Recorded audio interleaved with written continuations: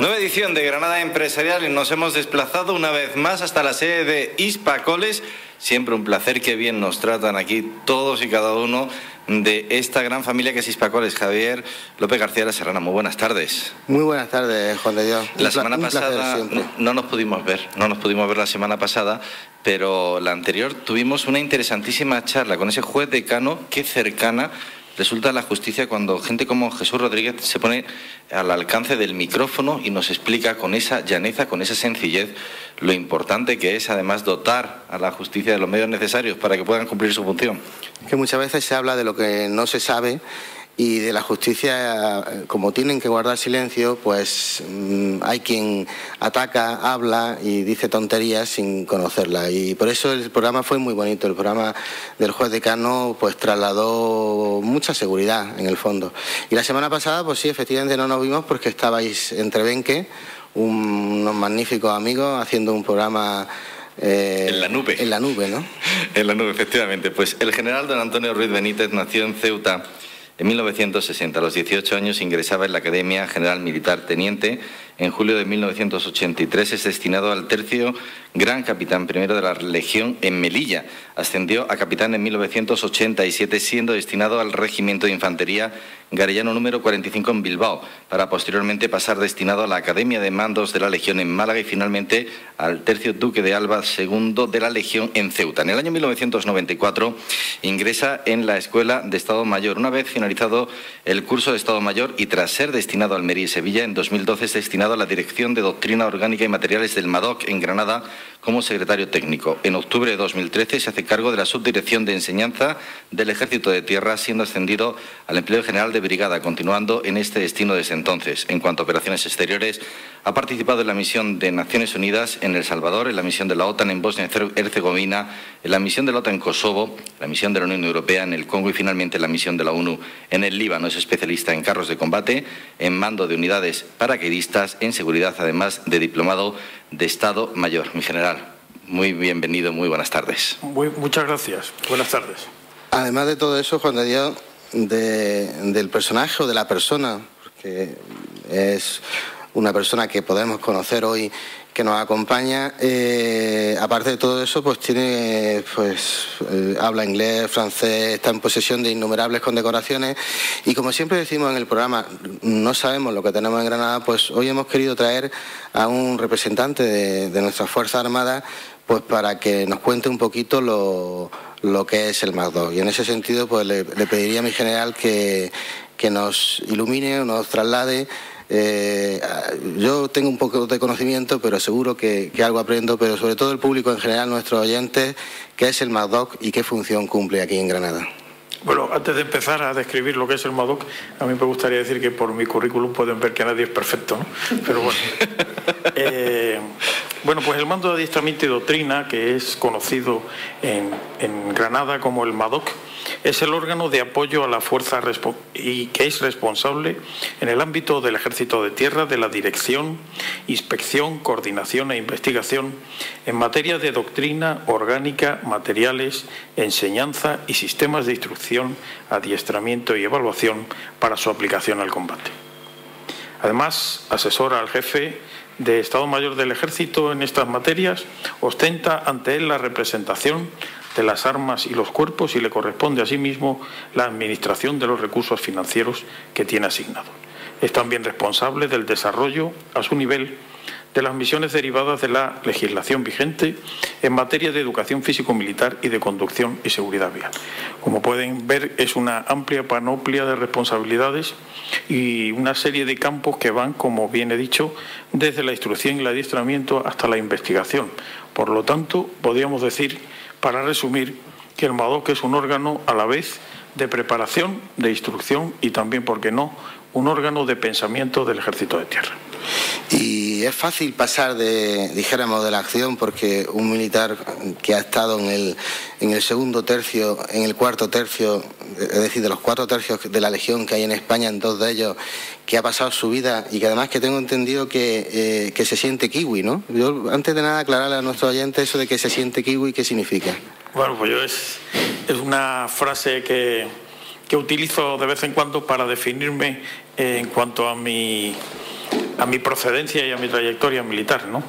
Yo he tenido el privilegio de servir durante 22 años como oficial en la Legión, en todos los empleos, hasta el empleo de coronel, y ahora soy general del Ejército de Tierra, estoy destinado en el MADOC, y por lo tanto mi indumentaria ahora es caqui, mi uniforme ahora es caqui, pero he servido vistiendo un uniforme verde durante muchos años. Eso unido a mi condición de que mi abuelo también fue legionario, pues yo me considero como los kiwis, verde por dentro y caqui por fuera, ¿no? Efectivamente. Y habiendo estado 22 años en la Legión, desde alférez, teniente, capitán, comandante, teniente coronel, hasta coronel, toda una vida destinada al tercio, ahora estar en el MADOC, ¿cómo se lleva eso? Pues se lleva con mucha naturalidad y con mucha normalidad, sobre todo porque para mí ha sido una tremenda experiencia, ¿no? Yo no había tenido la fortuna nunca de estar destinado en el ámbito de la enseñanza y ahora, de golpe, me he enfrentado a un reto importantísimo, quizás de los retos más importantes de mi carrera, cuál era el hacerme cargo de una subdirección tan importante para el Ejército de Tierra como es la subdirección de enseñanza. Subdirección que en este momento coordina el trabajo de 13 centros de enseñanza, lo cual significa que estamos hablando del espectro de la enseñanza tanto de oficiales como de suboficiales y de tropa, con un número aproximado de alumnos de unos 3.500 alumnos en nuestros centros docentes, con una enseñanza de formación en estos centros docentes militares, pero además con una carga importante de enseñanza de perfeccionamiento, es decir, todas aquellas acciones formativas, cursos, seminarios que se dirigen al personal que ha egresado de los centros docentes y que tiene que seguir perfeccionando su formación, puesto que nuestra profesión es muy demandante y para mí, en su caso, pues ha supuesto un enorme reto, como digo, un gran esfuerzo profesional, puesto que he tenido en muy poco tiempo que asumir una serie de criterios, conceptos, normativa, legislación, que hasta ese momento no había tenido necesidad ni oportunidad de manejar, pero que evidentemente el cargo que me han asignado, el destino que tengo en este momento me obliga por ética profesional a, como yo digo siempre en tono jocoso, ahora he estudiado más que cuando era cadete. Ahora que soy subdirector de enseñanza, estudio más que cuando era cadete. Efectivamente, llegar a la plenitud de la carrera militar, llegar a general y tener las ganas y también la ética, por qué no decirlo, de formarse aún, tener la gana de hacer como está haciendo un máster en Seguridad Internacional y Estudios Estratégicos en la Universidad de Granada en Ciencias Políticas, de haberse matriculado en el doble grado de Derecho y Ciencias Políticas este año, ya en la plenitud de su carrera profesional, no para. Es decir, esto es un no parar de formarse. Es cierto que en todas las profesiones, la de militar está claro, la formación es la base. Sí, por supuesto, no solo en el aspecto meramente profesional, es decir, estamos hablando de que el Ejército hoy en día maneja un armamento, unos medios, un equipo, un material extraordinariamente sofisticado. Pero además de todo eso, yo creo que en este momento me gustaría detenerme y resaltar el aspecto del que voy a tocar ahora. Nosotros tenemos la enorme responsabilidad de ser conductores de hombres y de mujeres. Y eso nos obliga constantemente a mantener una ejemplaridad que pasa por tener una adecuada preparación profesional, una adecuada preparación moral y una adecuada preparación física. Por lo tanto, nuestro proceso de formación, nuestra constante y permanente adaptación al medio, nuestro constante y permanente aprendizaje no termina nunca. Por lo tanto, qué mejor ejemplo que un subdirector de enseñanza, pues en este momento sea alumno también, con lo cual se hace solidario con el sufrimiento de los alumnos, ¿no? Y de los exámenes.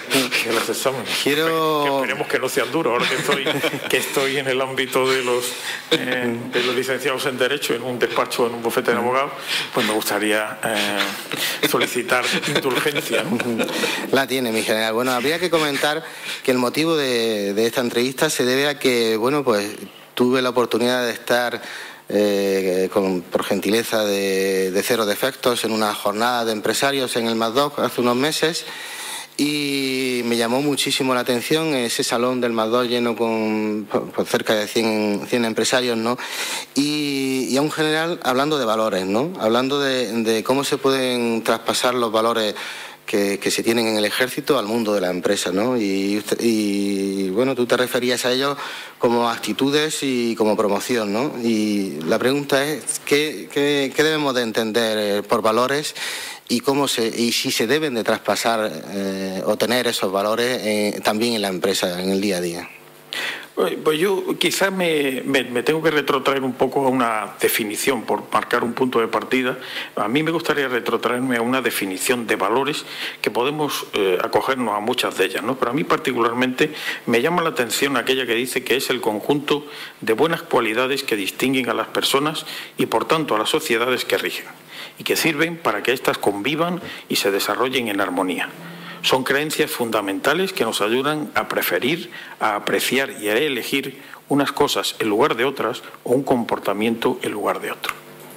Evidentemente, los militares, que a mí también me gusta mucho decir que los militares no somos una casta aparte, tal y como en algunos momentos se nos puede llegar a ver, ¿no? Por nuestras peculiaridades, por nuestra uniformidad, por nuestras muestras externas de disciplina. Nosotros no somos más que ciudadanos de uniforme. Nosotros servimos a una sociedad, formamos parte de ella y estamos plenamente integradas en una sociedad a la que estamos prestando un servicio. Por lo tanto, nosotros no somos depositarios de ninguna arca en la que se guardan los valores y que, por tanto, nos podemos creer en la tentación y la vanidad de pensar que nosotros tenemos que dar lecciones de moral a nadie en esta sociedad.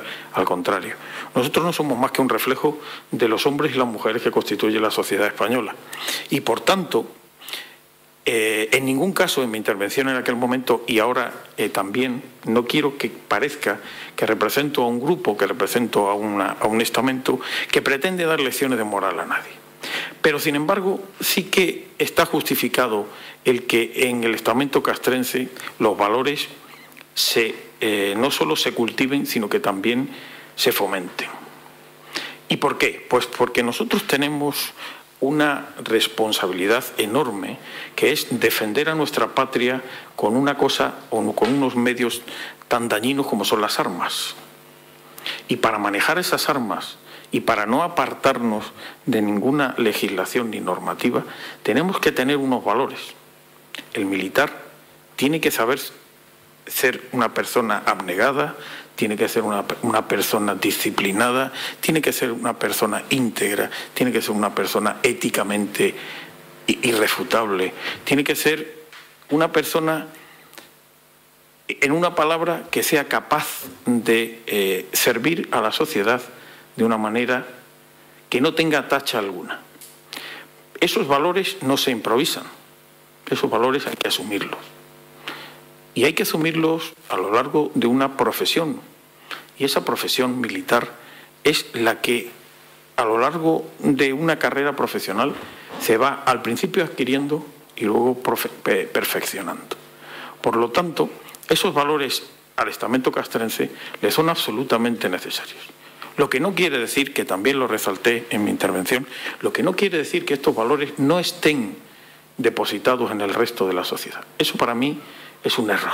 Decir que hoy la sociedad está exenta de valores, a mí me parece un error garrafal. Y mucho menos contraponer el estamento castrense a la sociedad. Eso es un error. Hoy en día nuestras Fuerzas Armadas, nuestro ejército, es lo que es nuestra sociedad, porque está formada por ciudadanos españoles y no podemos ni debemos pensar, y por supuesto no caer en el error, de que el ejército en absoluto es una casta aparte y en absoluto es el arca donde se guardan los valores morales que no hay en el resto de la sociedad.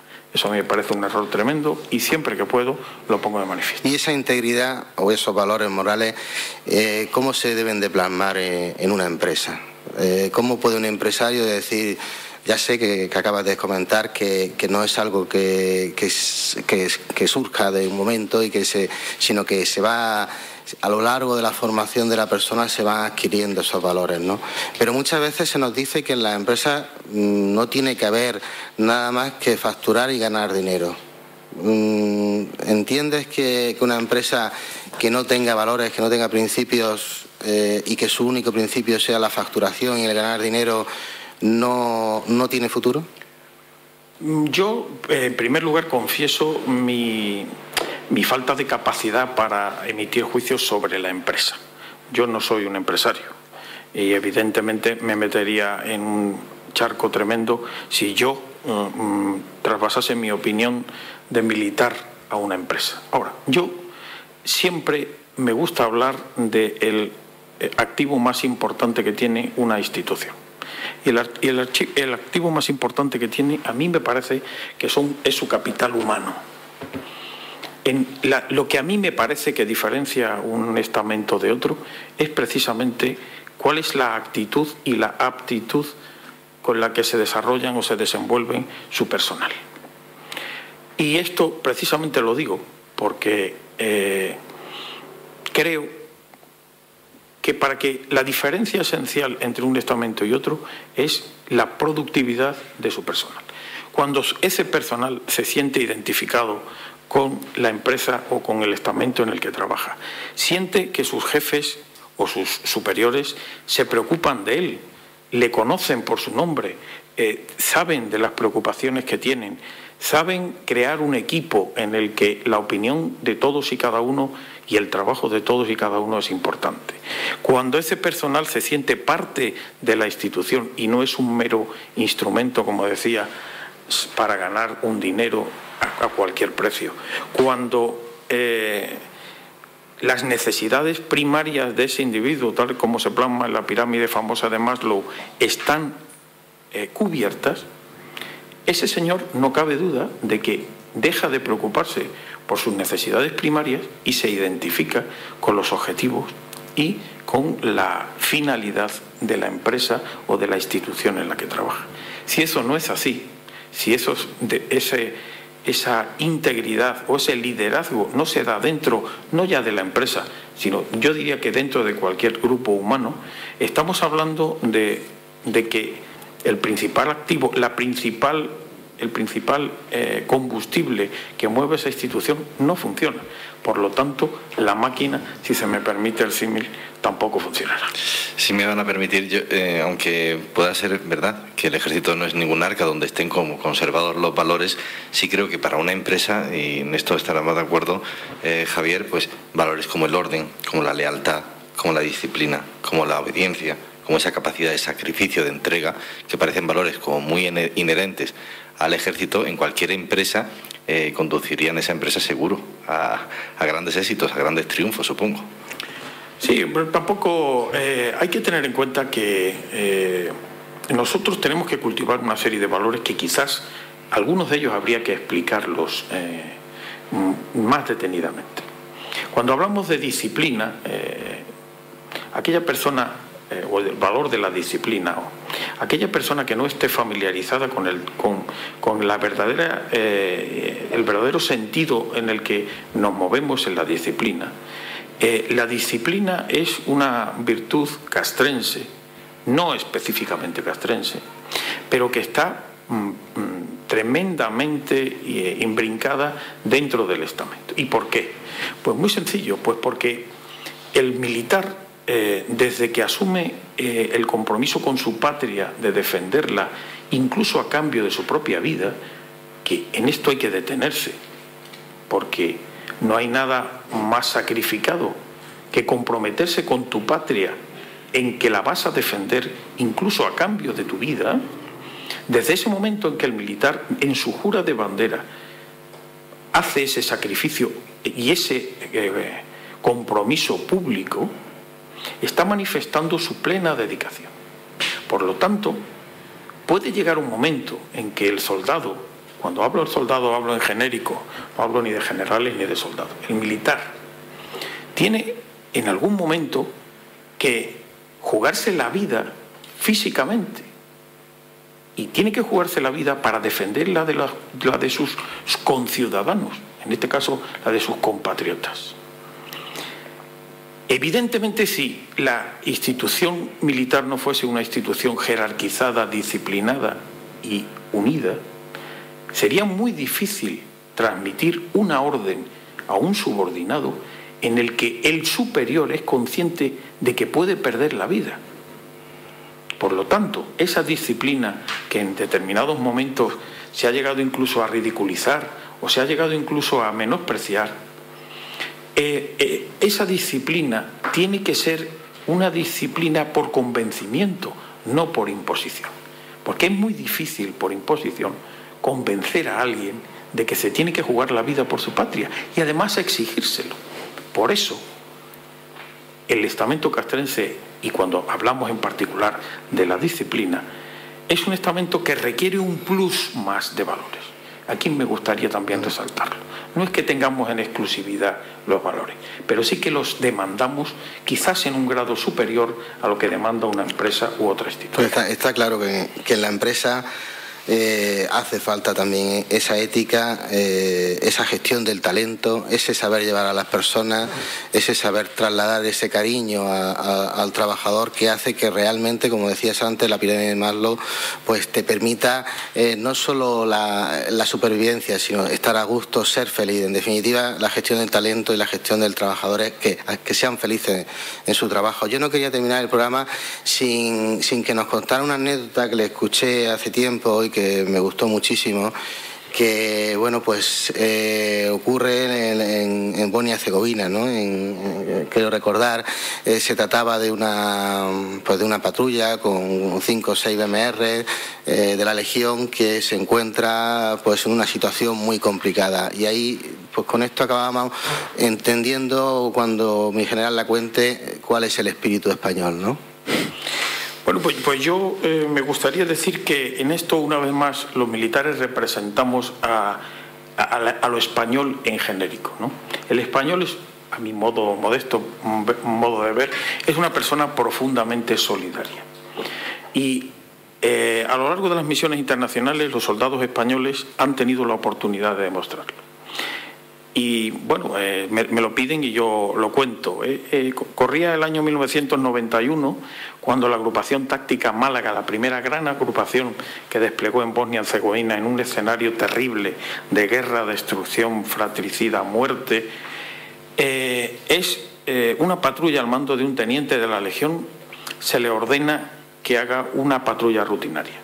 En ese momento, y cuando está alcanzando una población que se llama Konjic, los BMR se detienen porque ven algo extraño y aparecen un centenar de mujeres y niños croatas que eran perseguidos por una fracción de una unidad paramilitar bosníaca. Una unidad paramilitar bosníaca que los tirotea y que vienen huyendo. Estos han matado ya, han masacrado a sus maridos y a todos los hombres, solo quedan mujeres y niños, y se refugian debajo de los blindados españoles, de los BMRs.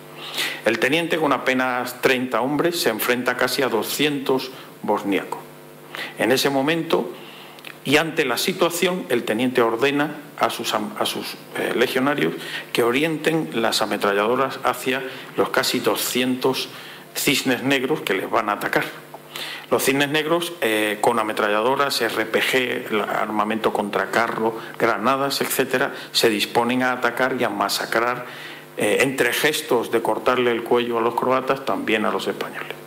El teniente, ante la situación complicada, decide pedir instrucciones a su cuartel general, que se encuentra muy lejos de allí, y el cuartel general, en pocas palabras, le dice que intente llegar a un acuerdo con los croatas y, si es necesario, se retire. El teniente, en una frase que me van a permitir que cite textualmente, dice a sus legionarios: aquí no se retira ni Dios. Pues ya lo han visto. El mapa de tu talento en Historias de Cracks, y dentro de muy poco.